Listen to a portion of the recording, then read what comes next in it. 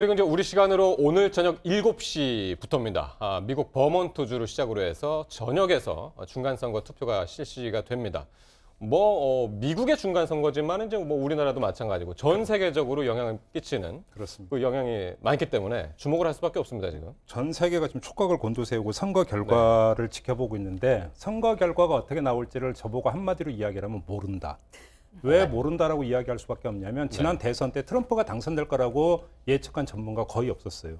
그러니까 힐러리 클린턴이 당선될 거라고 예측한 사람들은 많이 있었지만 설마 트럼프가 당선되겠느냐 했지만 당선이 됐습니다. 왜냐하면 샤이 트럼프 표가 있었기 때문인데 이번에 이게 또 작동이 되면 모르죠. 지금 일반적인 예측은 하원은 민주당이 다수가 되고 상원은 공화당이 다수가 될 거다라는 전망이 있는데 그건 지난 대선 때의 전망의 연결선이라고 봐야 되기 때문에 제가 볼 때는 뚜껑을 열어봐야 한다는 교과서적인 대답만 드릴 수 있을 것 같고 중요한 것은 지금 이 한반도 문제에서 이 만약에 선거 결과 만약에 민주당이 하원에서 다수가 된다면 북미 대화에 어떤 영향을 미치겠는가. 이것이 이제 우리 입장에서는 이제 촉각을 곤두세워야 되는 포인트인데 제가 볼 때는 별로 영향이 없을 겁니다. 왜 그러냐면 북미 대화가 본격적으로 시작되기 전에 민주당 지도부가 트럼프한테 서한을 보낸 적이 있었어요. 이때 서한 내용을 보면 상당히 강경했었습니다.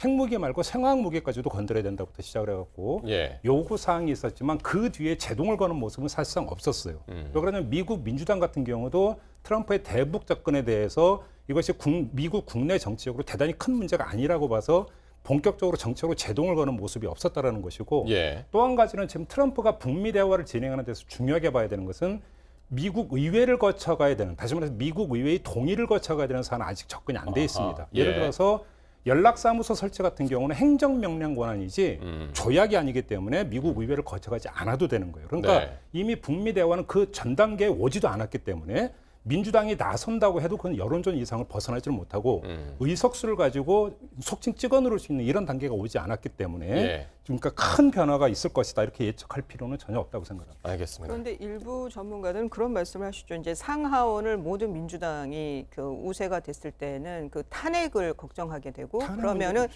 그럼 트럼프 대통령 입장에서 탄핵의 방어를 하기 위해서는 대외 정책에 대해서 강경도로 갈 수도 있다. 이런 그 조심스러운 전망을 내놓는 전문가들도 있습니다. 일단은 상원은 공화당, 하원은 지금 이제 민주당이 유력하게 장악을 할 것이다. 그런 여론조사까지 나오고 있는데요. 근데 여론조사가 계속 좀 변하고 있다고 그러더라고요. 그러니까요. 그래서 좀 어떻게 될지 지금 모르는 상황인데 그래서 그야말로 정말 며느리도 모른다는 얘기가 나오는데 말씀하신 대로 만약 지금 상황대로 해서 하원은 전체를 지금 선거를 하고 있는데 하원이 만약에 민주당으로 넘어갈 경우에는 모든 상임위원장을 민주당이 하게 되고 그렇게 되면은 이제 각 상임위에서 그러니까 거기는 좀 이상하대요. 모든 상임위를 그러니까 이긴 당이 모두, 다수당이 다 가져가는 거죠. 가져가더라고요. 그렇게 되면 증인을 데려다가 신문을 할 수도 있고 법안을 통과하는데도 문제가 생길 수 있고 이렇기 때문에 그 부분에 있어서는 트럼프의 정책에 당연히 제동이 좀 걸릴 수밖에 없겠죠.